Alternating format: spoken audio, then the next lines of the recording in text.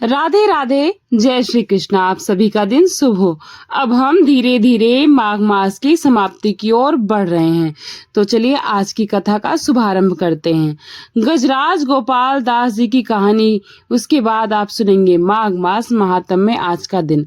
रसिक मुरारी जी एक बहुत बड़े महान भागवत थे और अपने गुरु श्री श्यामानंद महाप्रभु जी की आज्ञा से हमेशा संत सेवा में रत रहा करते थे। वे कभी किसी संत को कटु वचन नहीं कहते थे, किसी पर कोई दोष नहीं लगाते और ना ही कोई दोष देखा करते थे। एक भक्त ने संत सेवा के लिए रसिक मुरारी जी के गुरुदेव का नाम बहुत सी जमीन कर दी थी। उस जमीन से बहुत सारा अन्न भी पैदा होता था और रोज साधु सेवा हुआ करती थी। वहां का नवाब बड़े दुष्ट स्वभाव का था। नवाब में जब इतनी खेती एक संत के पास देखी तो उसने श्यामानंद जी की सारी संपत्ति जब्त कर लेने का आदेश दे दिया। अब खेती कब्जे में ले ली गई और आश्रम में कुछ भी कीमती सामान नहीं था। वह सब भी कब्जे में जो था थोड़ा बहुत ले लिया और उनको अपमानित किया गया। श्यामानंद जी ने उस जमीन को छुड़वाने का विचार किया, क्योंकि उससे बहुत सारे संतों का रोज भंडारा होता था, पेट पलता था। उन्होंने अपने शिष्य रसिक मुरारी जी को पत्र लिखकर अपने पास बुलाया, जिन्होंने रसिक मुरारी जी उस दुष्ट नवाब के पास जाने, उसे भक्ति का उपदेश करने की आज्ञा की और सब कुछ वापस लाने को कहा। रसिक मुरारी जी के कुछ शिष्य नवाब की सेवा में मुंशी मुनि आदि पदों पर थे। उन्हें लेकिन बड़ा भय हुआ कि नवाब उनके गुरु का भारी अपमान करेगा। हो सकता है कि उनकी जान पर भी बन सकती है। रसिक मुरारी जी ने कहा, तुम डरो मत, तुम बिल्कुल भी चिंता मत करो। नवाब ने रसिक मुरारी जी के लिए पालकी भेजी ताकि मुंशी जन यह समझें कि बड़े सम्मान से बुलाया है। पर सब घबरा रहे थे कि कोई ना कोई तो षड्यंत्र अवश्य ही रचा जा रहा है, नहीं तो भला इतना दुष्ट ऐसी श्रद्धा कैसे कर सकता है कि गुरुदेव को लाने के लिए पालकी भिजवाए। रसिक मुरारी जी अपने गुरुदेव के चरणों का ध्यान करके पालकी में बैठ गए। पहले से ऐसी तैयारी की गई थी कि एक हाथी को मदिरा पिलाकर उसे गुस्सा भी दिला दिया गया था। खूब उसे क्रोध में भर दिया गया था और बाद में पालकी को उसी हाथी की बिल्कुल सामने छोड़ दिया गया। अब रसिक मुरारी जी जैसे जैसे नजदीक गए और फिर हाथी पर प्यार से हाथ फेरते हुए कहने लगे, कृष्ण कृष्ण बोलो, कृष्ण कृष्ण बोलो।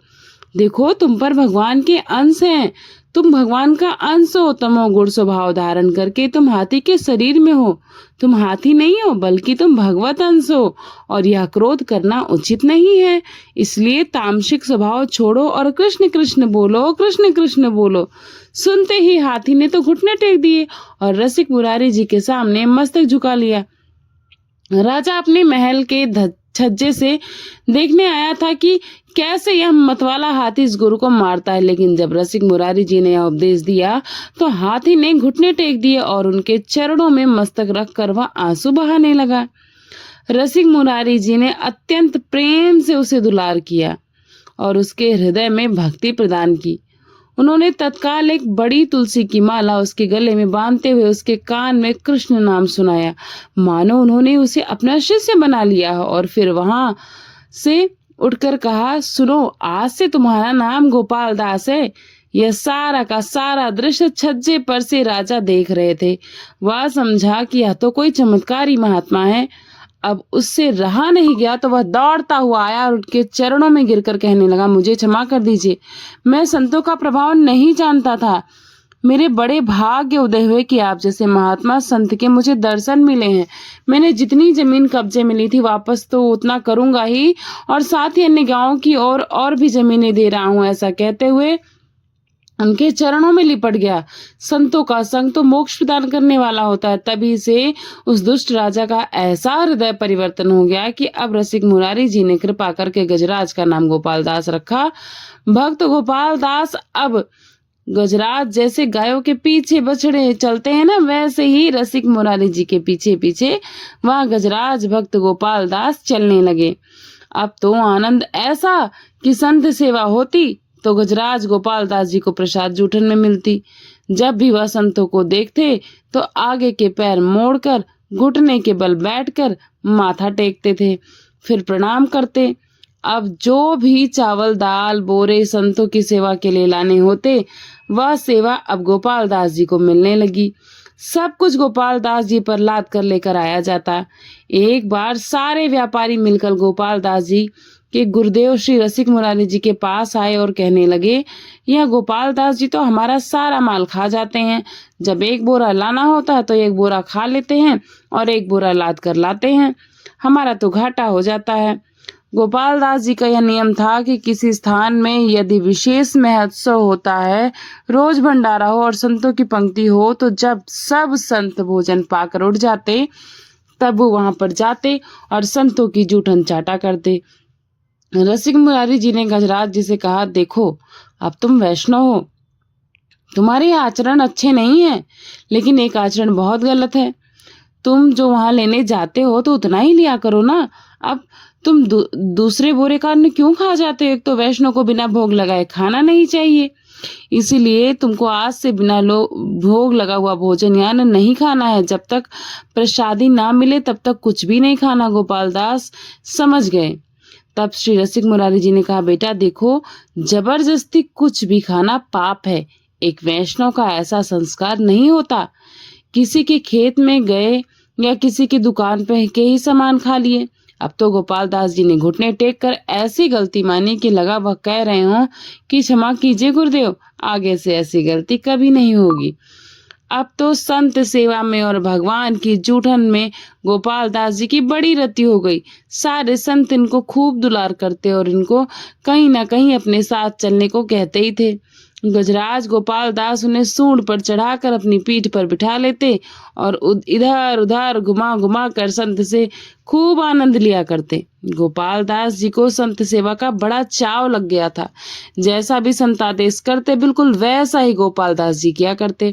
अगर कोई संत कहते कि आज यह सब्जी पाने का मन है तो गोपाल दास जी तिलक लगाकर कंठी पहनकर बाजार चले जाते और उसके बाद सब उन्हें जिधर सूंड से इशारा करते वही सब्जी पकड़ा दिया करते थे। गोपाल दास जी उसे सूंड में रख कर ले आते, लेकिन अब वह खाते नहीं थे।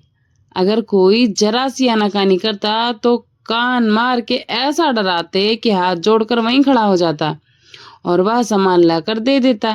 कभी गोपाल दास जी संत से कहते, मेरे कपड़े फट गए, तो गोपाल दास जी कपड़े की दुकान से वे भी ले आते। रसिक मुरारी जी पैसे पहुंचा देते और गोपाल दास जी माल लेकर आ जाते। सर्दी के समय में गोपाल दास जी अपने किसी कंबल की दुकान में जाकर बंडल का बंडल उठाकर पीठ में रखकर संतों के पास ले आते। जब रसिक मुरारी जी को पता चलता तो वह पैसे भिजवा देते थे। इसी तरह खूब प्रसाद लेते और थोड़ा खाकर बचा हुआ सब प्रसाद गोपाल दास जी को सारे संत खिलाते थे। उन्हें खूब दुलार करते। गोपाल दास जी के साथ बहुत से संतों की टोली थी। जिधर जाते उधर ही लोग दौड़ पड़ते ये चमत्कार देखने के लिए कि एक हाथी संत सेवा में रहता है। अब तो दर्शन के लिए भीड़ लग जाती। चारों दिशाओं में आश्चर्यजनक चर्चा चली कि एक गजराज तो वैष्णव है जो संत सेवा में रहते हैं। अब बंगाल के सूबेदार को जब पता चला कि ऐसा कोई चमत्कारिक और आज्ञाकारी हाथी है तो उन्होंने उसे पकड़वाने के लिए आदमियों को नियुक्त किया। पर जब भी कोई उनके नजदीक आता तो गोपाल दास जी उसे अपनी सूंड में फंसाकर दूर पटक देते थे और उसे दंड भी देते। वह किसी को जान से तो नहीं मारते थे पर किसी काम का भी नहीं छोड़ते थे। अब नवाब के जो भी सैनिक आए उन्होंने वापस आकर बताया कि महाराज, वो हाथी तो पकड़ में नहीं आने वाला है, वह भगवत शक्ति से संपन्न है। सूबेदार ने बहुत सी स्वर्ण मुद्राएं पुरस्कार में रखकर घोषणा करा दी कि उस हाथी को बंदी बनाकर हमारे पास जो लाएगा। किसी के दिमाग में आया कि गजराज साधुओं को नहीं मारता है तो वह एक दुष्ट साधु भेष बनाकर गोपाल दास जी के सामने आ गया। अब गोपाल दास जी ने साधु वेशधारी के सामने घुटने टेक दिए और उसने तुरंत गोपाल दास जी को बंदी बनवा लिया, उन्हें अपने साथ लेकर गया। जब वह सूबेदार के पास ले जाया गया तो गोपाल दास जी को जल और भोजन इत्यादि अर्पित किया गया, लेकिन उन्होंने कुछ भी नहीं खाया क्योंकि उनके गुरुजी ने तो उन्हें बस संतों की जूठन या भगवान का प्रसाद पाने का नियम दिया था। कई दिन हो गए गोपाल दास जी ने इतने दिनों में ना तो अन्न ग्रहण किया ना तो जल। सूबेदार के कहने पर सब ने सलाह की, यह सोचा कि ये तो वैष्णव है, इसको गंगा जी में ले जाया जाए तो शायद गंगा जल पी ले, क्योंकि वह तो भगवान का चरणामृत है, नहीं तो इसके ऐसे ही प्राण निकल जाएंगे। अब जैसे उन्हें गंगा जी में लेकर गए तो गोपाल दास जी जलधारा में खड़े हो गए। उन्होंने अपने गुरुदेव का ध्यान किया और जोर से पुकारा कृष्ण, और अपने शरीर का त्याग कर दिया। एक भगवत प्राप्त महात्मा की जो गति होती है वही सदगति गोपाल दास जी की हुई। गजराज गोपाल दास जी के हाथी के शरीर में थे, लेकिन उनकी निष्ठा इतनी बड़ी थी कि उनके गुरुदेव ने कहा कि प्रसाद के अलावा कुछ भी नहीं पाना, तो उन्होंने सच में कुछ भी नहीं पाया और अपने जीवन का त्याग कर दिया, लेकिन कुछ खाया नहीं। रसिक मुरारी जी के ऐसे बहुत से पावन चरित्र हैं जिसमें भक्ति के प्रभाव से उन्होंने बड़े से बड़े दुष्टों की बुद्धि बदल डाली है। भगवान अपने भक्तों की महिमा प्रकाशित करने के लिए ऐसी ऐसी लीलाएं करते रहते हैं। इसीलिए भक्त को चाहिए कि गुरु चरणों में आसक्त होकर गुरु के द्वारा दिए गए मंत्र नाम और सेवा में चित्त वृत्ति लगाकर इसी जन्म में भगवत प्राप्ति कर लें, और यही तो जीवन का परम लाभ है। सभी मिलकर प्रेम से बोले श्री रसिक मुरारी जी की जय, श्री गजराज गोपाल दास जी की जय। तो यह कथा आपको कैसी लगी कमेंट बॉक्स में जरूर बताइएगा। अब सुनिए आज का अध्याय। श्री सूत जी कहते हैं, राजा अज के पाताल लोक में गमन करने के बाद उनके पुत्र दशरथ राजा हुए। मंत्रियों ने उनको आगे रखा और सदा सम्मान दिया। यह वही राजा दशरथ थे जो प्रतिदिन इंद्रलोक में जाते थे और इंद्र के साथ क्रीड़ा करते थे। इन्होंने रोहिणी का भेदन करने वाले शनिश्चरा को परास्त कर दिया था और इनके घर में साक्षात विष्णु ने प्रसन्न होकर रावण का विनाश करने के लिए अवतार लिया था। राजा दशरथ ने भी हाटकेश्वर क्षेत्र में जाकर आराधना द्वारा भगवान विष्णु को संतुष्ट किया और सुंदर मंदिर निर्माण करके वही उनको स्थापित किया। वह राजा दशरथ की वापी प्रसिद्ध है, जिसे उन्होंने स्वयं तैयार कराया था। उसे लोक में राजा वापी कहते हैं। जो लोग पंचमी को और विशेषतः पितृपक्ष में वहां श्राद्ध करते हैं वे सत्पुरुष के प्रिय होते हैं। किसी समय ज्योतिष के विद्वानों ने राजा से यह कहा कि शनिश्चर ग्रह रोहिणी का भेदन करेगा और अगर ऐसा हुआ तो संसार में 12 वर्षों तक घोर अकाल पड़ेगा। उस समय संपूर्ण भूमंडल मनुष्य से शून्य हो जाएगा। उनकी यह बात सुनकर राजा दशरथ के मन में शनिश्चर के प्रति बड़ा क्रोध हुआ। राजा को इंद्र ने एक बहुत बड़ी कामगार दशरथ ने शनिश्चर पर आक्रमण कर दिया और अपने महान धनुष को खींचकर उस पर तीखे बाण का संधान किया और नीचे मुख करके स्थित हुए शनिश्वर के सामने खड़े होकर कहने लगे, शनिश्वर, मेरे कहने से तुम रोहिणी का मार्ग त्याग दो, अन्यथा इस मंत्र से प्रेरित दिव्यास्त्र से मारकर मैं तुम्हें यमलोक पहुंचा दूंगा। उनकी यही भयंकर बात सुनकर शनिश्वर देव को बड़ा विस्मय हुआ और बोले, महाभाग्य, मार्ग तो किसी के द्वारा गम्य नहीं है, अर्थात देवता और असुर भी यहाँ नहीं आ सकते, तो तुम कैसे चले आए? राजा दशरथ कहने लगे, मैं सूर्य वंश में उत्पन्न महाराज अज का पुत्र दशरथ नामक राजा हूँ और क्रोध पूर्वक तुम्हें रोहिणी के मार्ग से हटाने के लिए आया हूँ। शनिश्वर बोले, तुम्हारे साथ तो मेरा कोई संबंध ही नहीं है, फिर क्यों तुम अतिशय क्रोध में आकर मेरा मार्ग रोकना चाहते हो? राजा कहने लगे, अभी अभी ज्योतिषियों ने मुझे बताया है कि तुम अर्थात शनिश्वर रोहिणी चक्र का भेदन करने वाले हो। अगर तुमने उनका भेदन कर दिया तो इंद्र वर्षा रोक दोगे। वर्षा रुक जाने पर पृथ्वी में अन्न पैदा नहीं होगा और अन्न के अभाव से धरती के समस्त प्राणी नाश को प्राप्त हो जाएंगे। जब सब प्राणियों का नाश हो जाएगा तो यज्ञ कौन करेगा? फलता अग्नि, स्टोम आदि संपूर्ण क्रियाएं पृथ्वी से उठ जाएंगी और ऐसा होने पर महाप्रलय मच जाएगा। हे सूर्य नंदन, इसीलिए मैंने तुम्हारी राह रोकी है। शनिदेव बोले, बेटा, आपने घर को लौट जाओ, इच्छा हो तो मुझसे भी तुम कोई वर मांगो, मैं तुम्हारे पराक्रम से संतुष्ट हूँ। मैं अपनी दृष्टि से जिसे देख लूं वह भस्म हो जाता है, इसलिए अपनी दृष्टि सदा नीचे किए रहता हूँ। तुमने प्रजा वर्ग के हित के लिए मेरे भय को त्याग दिया, इसलिए तुम्हारे लिए अब रोहिणी का भेदन मैं नहीं करूंगा। सुनकर राजा दशरथ कहने लगे, हे शनिदेव, आपका दिन प्राप्त होने पर जो मनुष्य आपके शरीर में तेल लगाता है उसको अपना दूसरा दिन आने तक आप कभी पीड़ा ना दें। जो आपके संतोष के लिए यथाशक्ति लोहा और तिल का दान करता है उसकी 1 वर्ष तक आप प्रत्येक कष्ट और संकट से रक्षा करें।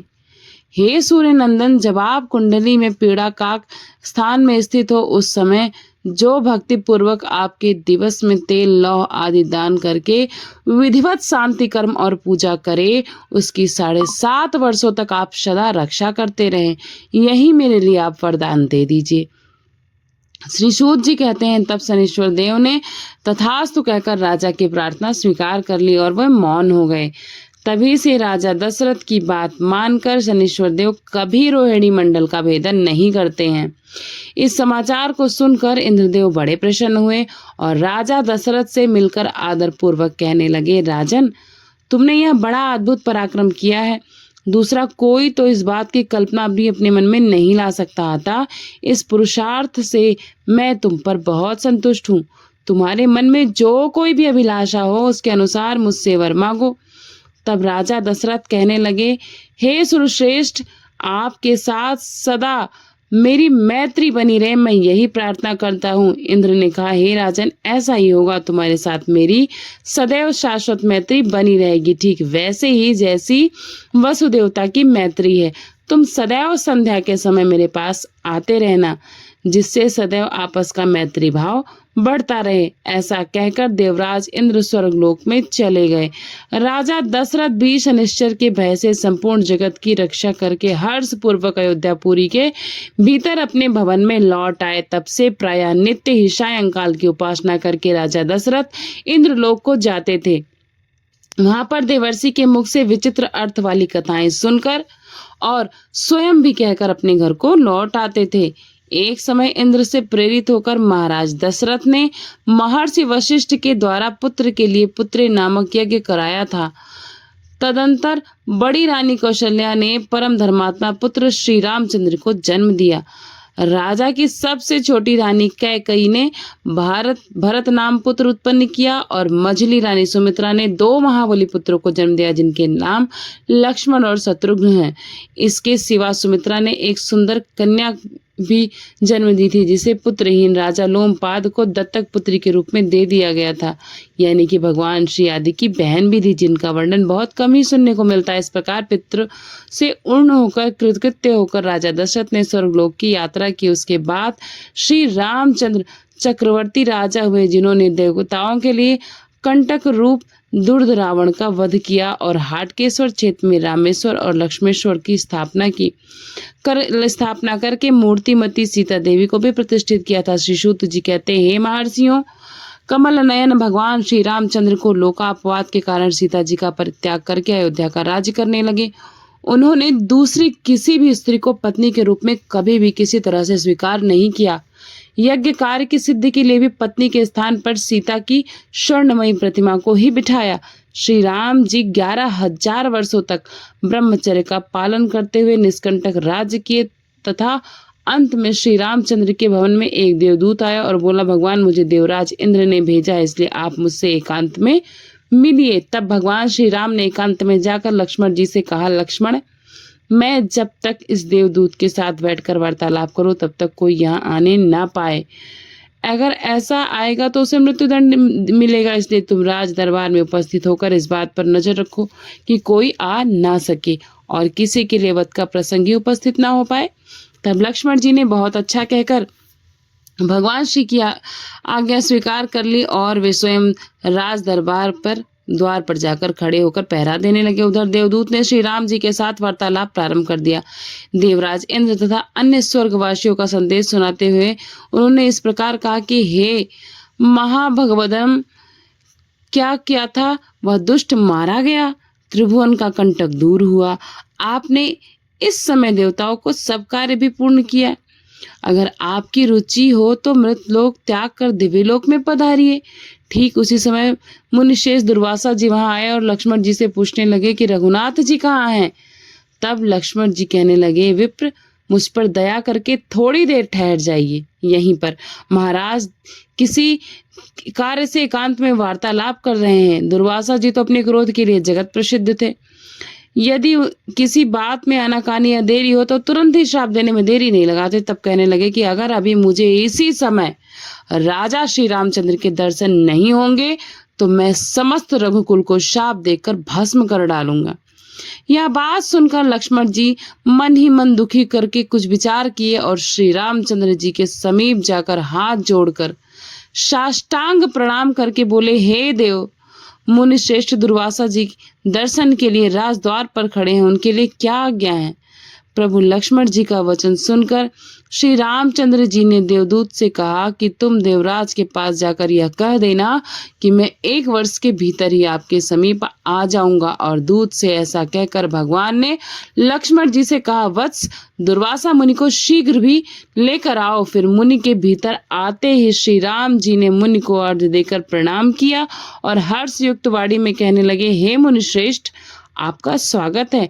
मैं धन्य और अनुग्रहित हूँ जो आप मेरे घर में पधारे हैं। तब दुर्वासा जी कहने लगे, रघुनंदन, मैं उपवास पूर्वक चतुर्मास व्रत करके आज भोजन करने के लिए आपके घर आया हूँ, अतः मुझे शीघ्र भोजन दीजिए। तब श्री रामचंद्र जी ने मिष्ठान आदि से मुनि को यथेष्ट भोजन कराकर तृप्त कर दिया। इस प्रकार भोजन करके आशीर्वाद देकर दुर्वासा मुनि तो चले गए। तब लक्ष्मण जी ने भगवान श्री राम से कहा, प्रभु, आप मुझे मृत्यु दंड दे दीजिए, मुझे मिलना चाहिए। यह सुनकर श्री रामचंद्र जी अपनी प्रतिज्ञा को याद करके दुखी हो गए। तब लक्ष्मण जी कहने लगे, प्रभु, अपने वचन को बिना किसी हिचक के सत्य करके दिखलाइए, यही राजाओं का परम धर्म है। लक्ष्मण जी की बात सुनकर श्री राम के नेत्रों में आंसू भर आए। उन्होंने शास्त्र के जानने वाले मंत्रियों से बहुत देर तक सलाह ली और अंत में लक्ष्मण जी से कहने लगे, हे सुमित्रा नंदन, आज मैंने तुम्हें त्याग दिया, अब तुम शीघ्र दूसरे देश को चले जाओ। साधु पुरुषों का त्याग अथवा वध दोनों बराबर ही हैं। इसके बाद लक्ष्मण जी अपने घर में माता, पत्नी, पुत्र और शहद किसी के साथ कोई भी सहमति न करके सरयू के तट पर चले गए। वहां सरयू जल में स्नान करके तट पर एकांत स्थान में बैठकर और पद्मासन लगाकर उन्होंने अपनी आत्मा को परमात्मा में लीन करके ब्रह्मरथ से अपने तेजोमय प्राण का परित्याग कर दिया। श्री रामचंद्र जी ने जब यह समाचार सुना तब वे अत्यंत दुखी होकर विलाप करने लगे कि वे मंत्रियों और सुहृद जनों को साथ लेकर स्वयं इस स्थान पर गए और करुण स्वर में कहा, वत्स, लौट आओ। फूट फूट कर रोने लगे। उस समय लक्ष्मण जी का कलेवर अदृश्य हो गया और फूलों की वर्षा के साथ एक आकाशवाणी हुई।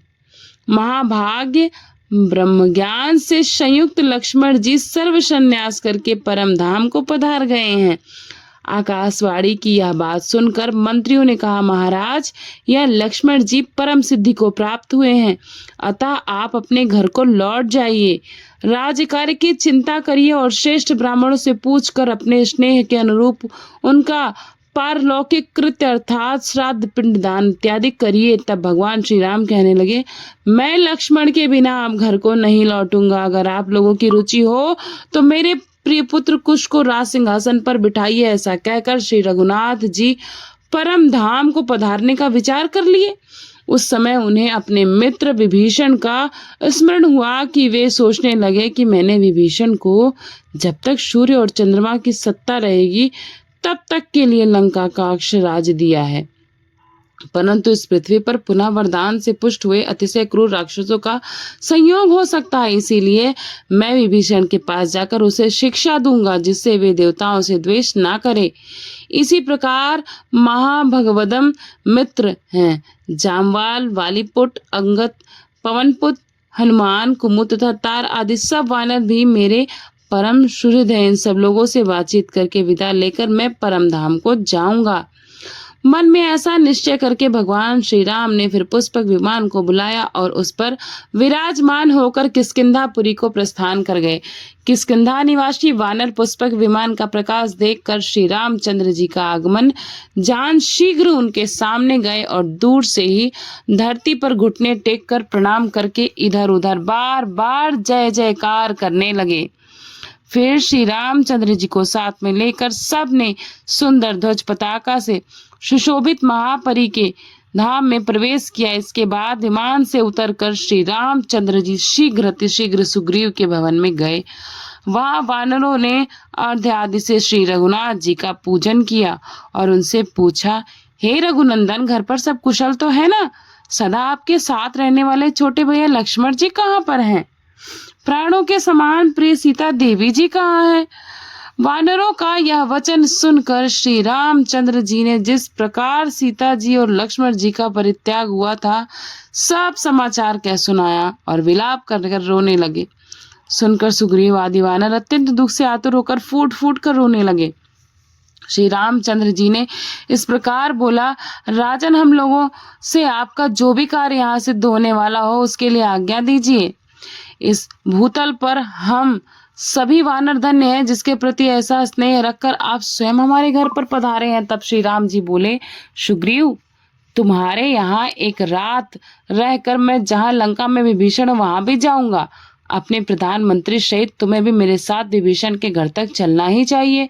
श्री शूद्र जी कहते हैं, इस प्रकार समस्त श्रेष्ठ वानरों से भक्ति पूर्वक सेवित होकर श्री रघुनाथ जी ने फिर किष्किंधापुरी में रात भर निवास किया। उसके बाद प्रातः काल सूर्योदय होने पर आवश्यक कृत्यों से निवृत्त होकर रघुनाथ जी पुष्पक विमान को बुलाकर 10 वानरों के साथ उस पर विराजमान होकर, उन 10 वानरों के नाम इस प्रकार हैं: सुग्रीव, सुशेष, तार, कुमुद, अंगद, कुंदू, हनुमान, गवाक्ष, नल और जामवाल।